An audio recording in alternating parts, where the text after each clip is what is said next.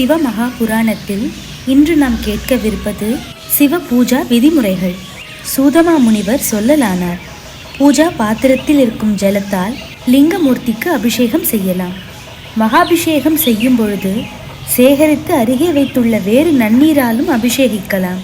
லிங்கமூர்த்தத்தில் சிவபெருமான் இருப்பதாக நினைத்து விதிப்படி உபச்சாரங்கள் செய்ய வேண்டும்.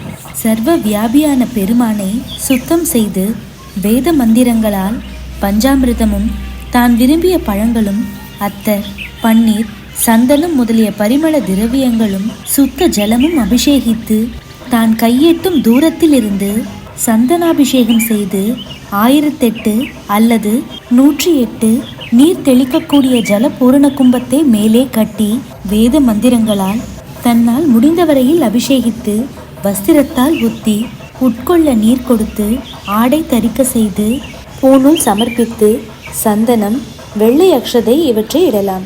அக்ஷதையாக எள்ளாயினும் யவையாயினும் கோதுமையாயினும் உளுந்தாயினும் தரிக்கலாம்.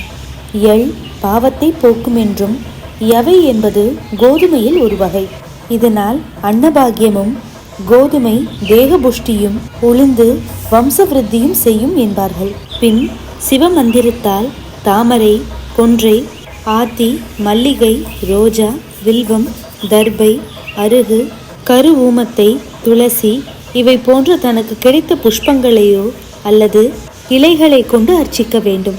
பூஜை செய்த பிறகு பரிமளம் பொருந்திய குங்குளியம், அகர், சந்தனத்தூள், சாம்பிராணி முதலியவற்றை தூபமிட்டு தீபங்களை காட்டி பரமேஸ்வரா, நான் தேவரீருக்கு சமர்ப்பிக்கும் அர்க்கியத்தை ஏற்று எனக்கு சௌந்தரியத்தையும் ஜெயத்தையும் பாக்கியத்தையும் கொடுக்க வேண்டும் என்று வேண்டிக்கொண்டு பலவிதமான நிவேதனங்களையும் செய்து 5 வர்த்திகளையுடைய தட்டு தீபத்தை காட்டி கற்பூர தீபாராதனை செய்து தாம்பூலம் கொடுத்து வலம் வந்து வணங்கி குரு உபதேசப்படி மந்திரங்களால் துதித்து 5 எழுத்து மந்திரத்தை ஜபித்து பலவித சிவ ஸ்தோத்திரங்களை கூறி, நான் உம்முடையவன், உம்மிடத்தில் பிராணனுடையவன், உம்மிடத்திலேயே மனதையும் உடையவன், கிருபாநிதியே, சகல பிராணிகளுக்கும் பிரபுவே, பூதநாதா, எனக்கு நீர் எழுந்தருள வேண்டும் என்று மலர் தூவி புஷ்பாஞ்சலி செய்து வணங்கி, நான் மீண்டும் பூஜை செய்யும் போது